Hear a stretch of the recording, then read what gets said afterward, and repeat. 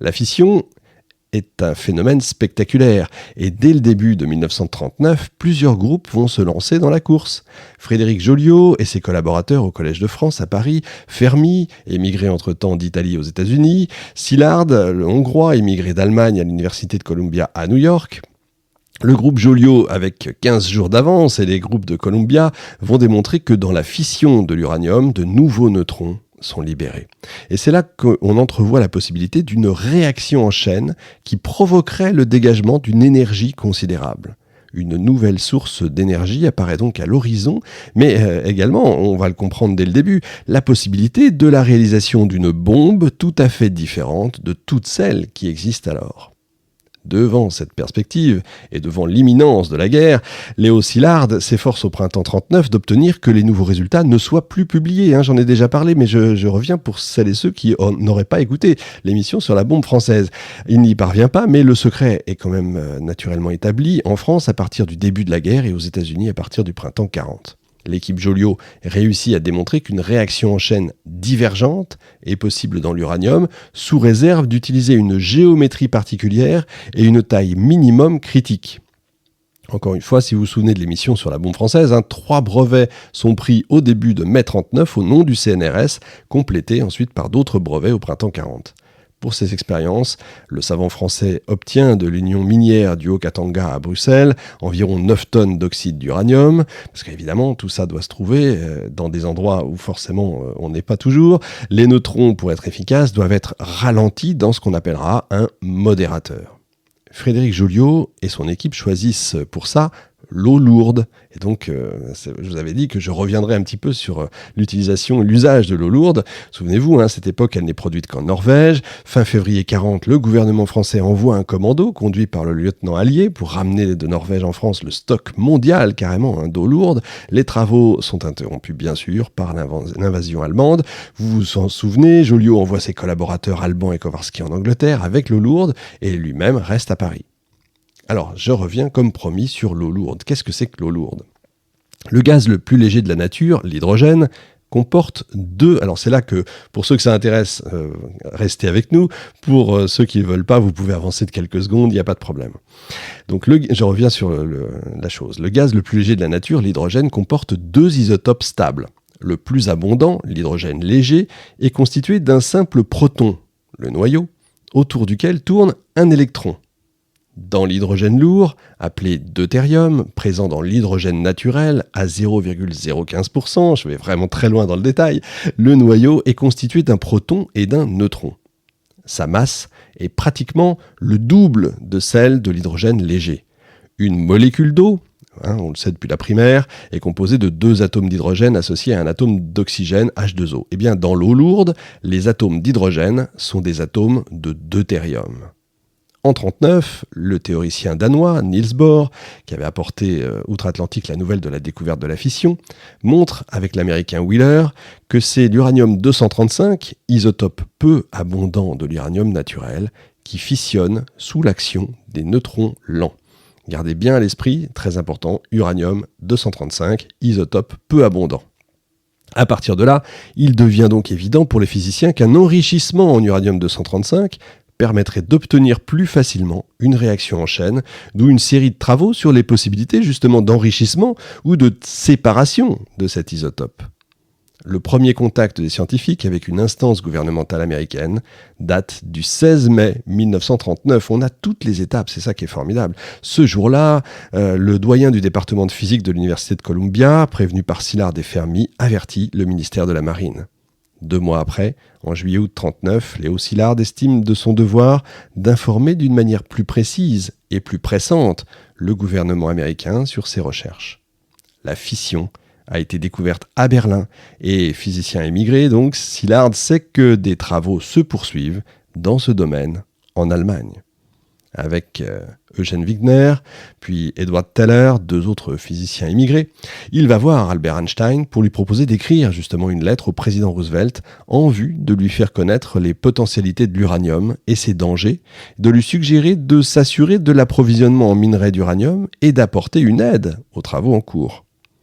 Cette lettre est célèbre, elle est datée du 2 août 1939, mais elle n'atteint son destinataire qu'au début du mois d'octobre, ce qui conduit à la constitution d'un comité scientifique qui, par la suite, s'appellera le comité de l'uranium. On voit donc que les premiers efforts pour restreindre les publications et obtenir un appui gouvernemental ont été faits le fait d'un petit groupe de physiciens qui a fui les pays de l'Axe. C'est pas neutre tout ça.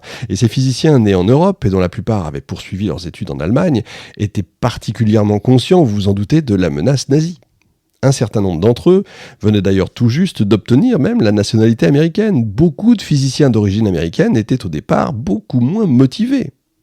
L'équipe de Columbia, autour de Fermi et de Szilard, se propose d'utiliser le graphite comme modérateur des neutrons. Il fallait du graphite extrêmement pur, en particulier exempt de ce qu'on appelle le bore. Les expériences vont montrer rapidement que le carbone pur absorbe effectivement très peu les neutrons. C'est sur la côte pacifique, à l'université de Californie, à Berkeley donc, près de San Francisco, qu'ont été découverts les premiers véritables transuraniens, on y revient. Macmillan et Abeson, qui sont venus en visite de la côte Est, vont trouver parmi les fragments de fission l'élément 93, qui n'existe pas dans la nature et qu'on baptise le neptunium, du nom de la planète Neptune évidemment, qui se trouve après la planète Uranus. Uranus, uranium, vous avez compris. Ce neptunium était radioactif et on pensait qu'en fait il devait se transformer peu à peu en élément 94, encore inconnu. C'est le dernier travail publié et ça date de mai 1940. En bombardant de l'uranium avec les 2 tons de cyclotron de 60 pouces de Berkeley, on va observer la formation de l'élément 94 qui va être donc baptisé plutonium, du nom donc de la planète Pluton. Les travaux théoriques laissent penser que l'isotope impair de masse 239 de ce nouvel élément serait aussi fissile, sinon davantage, que l'uranium-235. Pardon d'entrer dans tous ces détails, mais il faut bien comprendre le chemin. C'est vraiment pour vous faire entrer et ancrer dans la conscience le chemin invraisemblable parcouru par les scientifiques. C'est pas juste en claquant des doigts qu'on va dire on fait une bombe atomique. Et Seaborg et ses collègues vont montrer qu'effectivement, il était très difficile. Ils vont réussir en mai 41 à en séparer un demi-microgramme. Désormais, 2 voies s'ouvrent pour produire une bombe atomique. Soit séparer l'isotope de l'uranium naturel, soit produire du plutonium à partir de l'uranium-239 par absorption des neutrons. L'avantage d'un podcast, si vous voulez, c'est que vous pouvez réécouter un passage autant de fois que vous voulez. Encore une fois, pardon pour tous ces détails techniques, mais vraiment, encore une fois, c'est pour bien comprendre la démarche et surtout la complexité du truc. Jusqu'alors, les travaux se faisaient par contrat accordé par le comité de l'uranium, mais on va vite se rendre compte que pour parvenir à la bombe, il faut réussir à réunir dans un volume aussi petit que possible une quantité suffisante qu'on appelle la masse critique de l'ordre de plusieurs kilos, soit d'uranium-235, soit de plutonium. Encore une fois, on a produit un demi-microgramme. La réaction en chaîne, pour être explosive, doit être extrêmement rapide et s'effectuer par neutrons rapides. La réaction en chaîne par neutrons lents, en fait, ne conduirait qu'à la fission d'une fraction relativement faible de la masse fissile, qui se trouverait alors dispersée avant que les neutrons aient pu suffisamment interagir et se multiplier. En 1941 également, des contacts sont établis avec les Anglais qui étudient en laboratoire la possibilité de séparer l'uranium-235. Ils ont hérité du stock d'eau lourde venu de France et songeaient davantage à un dispositif uranium plus eau lourde, dispositif qui a été réalisé par la suite au Canada. C'est dans ces conditions qu'en décembre 1941, Bush, assisté de Conant et de Briggs, président de la section de l'uranium, va réorganiser son entreprise dont la direction sera désormais entre les mains d'un tout petit groupe. Et 3 physiciens américains de souche, tous les 3 prix Nobel, ont été chargés d'étudier et de développer les directions possibles. Vous avez Urey, qui, je vais vous donner les noms quand même, qui a découvert le deutérium, qui étudierait à New York la production d'eau lourde, ainsi que la séparation d'uranium-235 par diffusion ou centrifugation. Sous la direction de Lawrence, à Berkeley, seraient étudiées les propriétés du plutonium et la production de quantités importantes d'uranium-235 par séparation électromagnétique cette fois. Lawrence venait de décider de transformer l'électroaimant de son cyclotron en un séparateur d'isotopes.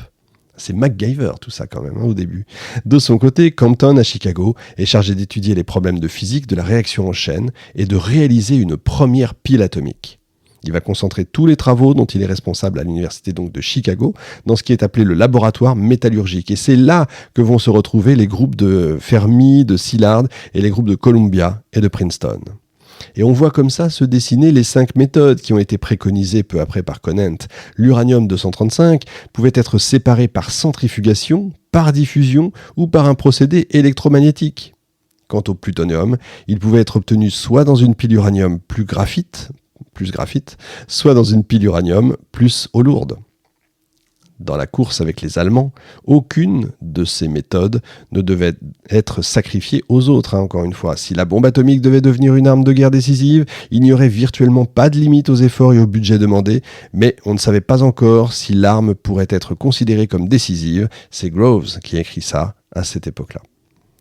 Par la suite, 2 méthodes de diffusion gazeuse d'une part et thermique dans un liquide d'autre part, ont été mises en œuvre. Au bout d'un certain temps, les Américains vont renoncer à la centrifugation qui paraissait pas être opérationnelle avant la fin de la guerre, encore une fois, il faut aller vite. Ils renoncent aussi à la pile uranium et à l'eau lourde quand il s'est avéré qu'une pile uranium et graphite fonctionnait en fait. Au bilan, en 1944-1945, 4 méthodes ont finalement été employées en parallèle pour produire les premières bombes atomiques. Le projet Manhattan constitue sans doute la première grande entreprise de sciences lourdes, mais à toutes les caractéristiques de ce type de recherche s'en ajoutent 2 particulières liées à son objectif militaire, le secret et surtout la rapidité.